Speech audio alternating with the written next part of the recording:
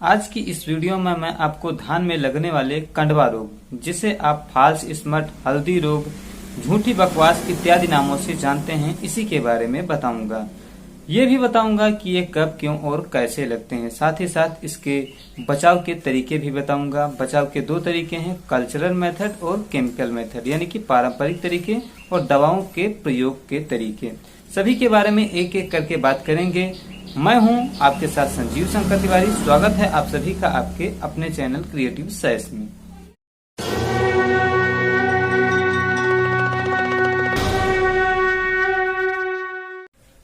जब धान में बालियां या फिर पुष्पगुच्छ निकल आते हैं तो उन बालियों में कहीं कहीं किसी किसी दाने में छोटे छोटे नारंगी फूटे हुए चिकने बॉल्स निकल आते हैं। ये समय के साथ परिपक्व होकर के हरे गहरे काले रंग में परिवर्तित हो जाते हैं। इन्हीं को हम धान का कंडवा रोग, फाल्स स्मट या हल्दी रोग, जिस भी नाम से आप जानते हैं, इसे कहते हैं। ये एक कवक जनित रोग है जो कि विसिलोक्लावा वीरंस नामक कवक से उत्पन्न होता है। ये हवा को माध्यम बना करके एक बाली से दूसरे बाली में फैलता है। वहीं अगर इसे हवा के साथ साथ नमी का भी साथ मिल जाए तो यह काफी तीव्र गति से एक बाली से दूसरे बाली में आसानी से फैलता हुआ चला जाता है। कंडवा रोग को उत्पन्न होने के लिए कुछ पर्यावरणीय अनुकूलताओं की जरूरत होती है, जैसे धान की खेत में जल भराव हो या फिर नमी ज्यादा हो, नाइट्रोजन का ज्यादा प्रयोग किया गया हो, लगातार बरसात हो रही हो या फिर तापमान 25 से 35 डिग्री सेल्सियस के बीच का हो, दिन में तापमान अच्छा खासा रहता हो और रात में ठंड हो जाती हो।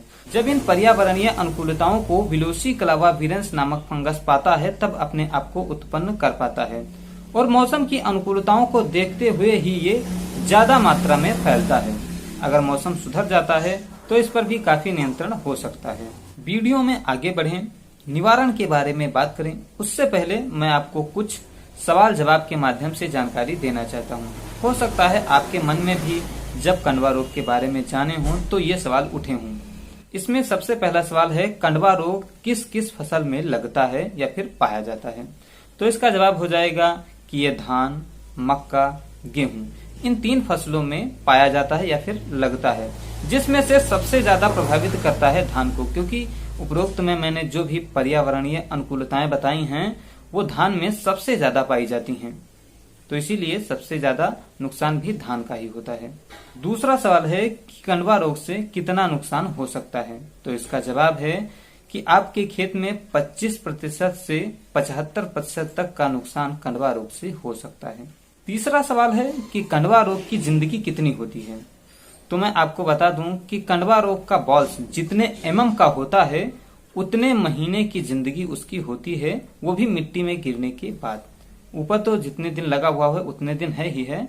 जब ये गिर जाएगा, टूट करके बालियों से गिर गया भूमि में, तब उसके बाद उसकी जिंदगी उतनी होगी जितने mm की वो बॉल्स होगी।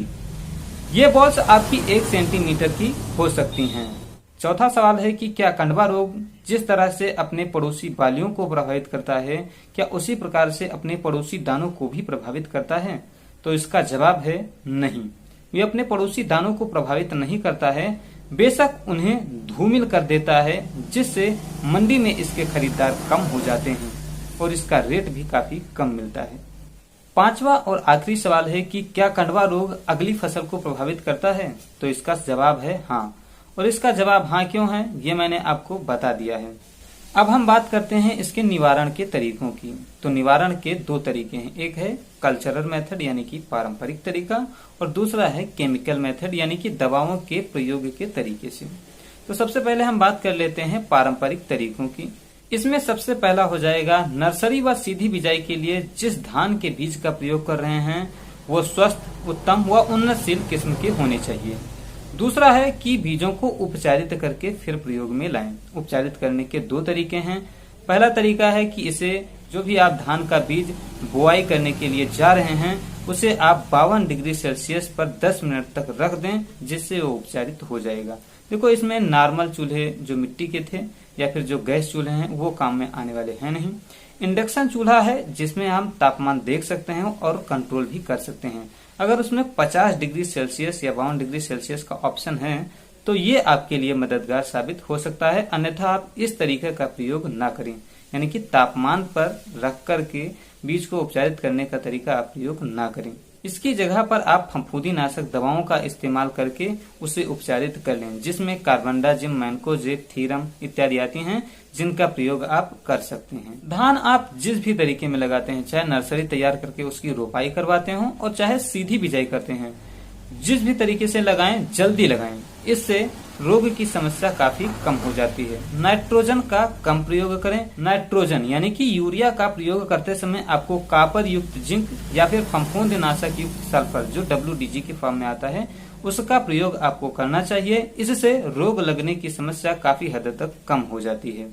रोग जनित बालियों को समय रहते हुए निकाल देना चाहिए। रोग जनित बालियों को हटाने के 2 फायदे हैं। पहला तो अभी जो अगली बाली में फॉल्स स्पॉट हो सकता है वो नहीं होगा, और दूसरा अगर उसके बॉल्स टूट करके जमीन पर नहीं गिरते हैं तो अगली फसल के लिए उसका जीवन चक्र टूट जाएगा। अगर आप फसल कटाई का काम हार्वेस्टिंग मशीन से करा रहे हैं तो खेत में बचने वाले अवशेष पराली को जला करके या फिर सड़ा करके खत्म करना चाहिए।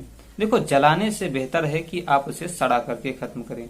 जलाने में सारे अवशेष जलते नहीं हैं, जो डंठल होते हैं वो बच जाते हैं, जो अगली फसल में दीमक या अन्य भूमिगत कीड़ों को जन्म देने का कारण बनते हैं। अब हम बात करते हैं केमिकल मेथड की, यानी कि दवा विधि से इस रोग को नियंत्रित करने की विधि की। इसमें 2 स्थितियां हो जाती हैं। एक होती है जब बाली निकलने वाली अवस्था में हो लेकिन निकली ना हो, और दूसरी जब बाली निकल गई हो तब। तो इन दोनों स्थितियों में अलग अलग दवाओं का इस्तेमाल किया जाता है। दवाओं के बारे में बताने से पहले मैं आपको बता देना चाहता हूं कि यहाँ पर मैं आपको सिर्फ टेक्निकल और उनके डोज के बारे में बताऊंगा। उनकी विशेष गुणवत्ता के बारे में स्पेशल वीडियो में बताऊंगा, जो कि बाद में आती रहेंगी। अगर वीडियो आ चुकी है, आपने देखी है तो सही बात है, नहीं देखी है तो आगे आएंगी, उनमें आप समझ लीजिएगा। फिलहाल हम टेक्निकल और उसके डोज को हम बताते हुए चलते हैं। इसमें सबसे पहले बात करते हैं अपनी पहली अवस्था की, यानी कि धान की बालियां निकलने की अवस्था में हैं लेकिन अभी निकली हुई नहीं है। इसमें किन किन दवाओं का प्रयोग करेंगे? कॉपर ऑक्सीक्लोराइड 500 ग्राम प्रति एकड़ के हिसाब से प्रयोग करेंगे, या फिर प्रोपिकोनाजोल 200 ml प्रति एकड़ के हिसाब से प्रयोग करेंगे, या फिर हेक्साकोनाजोल 150 ml प्रति एकड़ के हिसाब से प्रयोग करेंगे, या फिर क्लोरोथालोनिल 300 ग्राम प्रति एकड़ के हिसाब से प्रयोग करेंगे। जब बालियां निकल आए तब आपको इन दवाओं का प्रयोग करना है। इसमें है प्रोपिकोनाजोल 200 ml प्रति एकड़, या फिर टेबुकोनाजोल 38.9% 300 ml प्रति एकड़ के हिसाब से, या फिर एजाक्सीस्टोबिन 200 ml प्रति एकड़ के हिसाब से, या फिर एजाक्सीस्टोबिन विथ प्रोपिकोनाजोल 200 ml प्रति एकड़ के हिसाब से, या फिर ट्राइफ्लॉक्सिस्टोबिन विथ प्रोपिकोनाजोल 200 ml प्रति एकड़ के हिसाब से, या फिर ट्राइफ्लॉक्सिस्टोबिन प्लस टेबुकोनाजोल 80 से 160 ml प्रति एकड़ के हिसाब से, या फिर एजाक्सीस्टोबिन प्लस टेबुकोनाजोल 300 ml प्रति एकड़ के हिसाब से, या फिर एजाक्सीस्टोबिन विथ डाइफेनोकोनाजोल 200 ml प्रति एकड़ के हिसाब से, या फिर प्रोपिकोनाजोल विथ डाइफेनोकोनाजोल 100 ml प्रति एकड़ के हिसाब से आपको प्रयोग में लेना चाहिए। यहाँ मैं आपको बता देना चाहता हूँ कि सिंगल टेक्निकल दवाओं से ज्यादा प्रभावी डबल टेक्निकल की दवाएं होती हैं। यहाँ पर मैं आपको एक बात और बता दूं कि अगर आप 2 सिंगल टेक्निकल की दवाएं अलग अलग खरीद कर मार्केट से लाते हैं और अपने घर डबल टेक्निकल की दवा बनाते हैं, तो मार्केट में मिल रही डबल टेक्निकल के दवाओं से कहीं ज्यादा प्रभावी होगी। मैं उम्मीद करता हूं कि आपको इस वीडियो की जानकारी पसंद आई होगी, तो आप इसे अपने तक ही सीमित न रखिएगा, अन्य किसानों तक पहुंचाइए जिससे उनकी मदद हो सके।